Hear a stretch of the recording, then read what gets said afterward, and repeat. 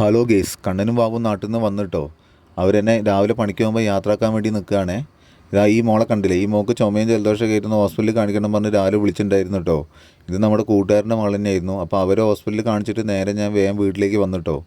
അപ്പം കണ്ണനും ബാബും സ്കൂളിൽ പോകാൻ റെഡിയായി നിൽക്കുകയാണേ. അങ്ങനെ ഞാൻ അവരെയും കൂട്ടി സ്കൂളിലേക്ക് പോകുക കേട്ടോ. ഭയങ്കര ഹാപ്പിയിലാണ് കണ്ണനും ബാബും. കുറച്ച് ദിവസമായി സുഹൃത്തുക്കളൊക്കെ കണ്ടിട്ടുണ്ടാവുമല്ലോ.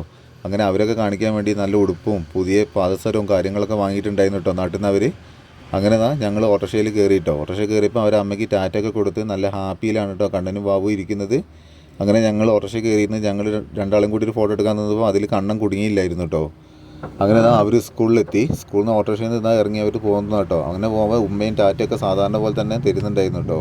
അങ്ങനെ ഭയങ്കര ഹാപ്പിയിലാട്ടോ കൂട്ടുകാരെ കാണാൻ വേണ്ടിയിട്ട്. അങ്ങനെ ഞാൻ കുറച്ച് നേരമൊക്കെ ഓടി. ഉച്ചയായിട്ടോ. ഉച്ചയായപ്പോൾ ഞങ്ങൾ പിന്നെ ഫുഡ് അടിക്കാൻ വേണ്ടി അമ്മൂസ് മെസ്സിലേക്ക് പോയിട്ടോ. നമ്മളെ കൂട്ടുകാരൊക്കെ ഉണ്ടായിരുന്നു.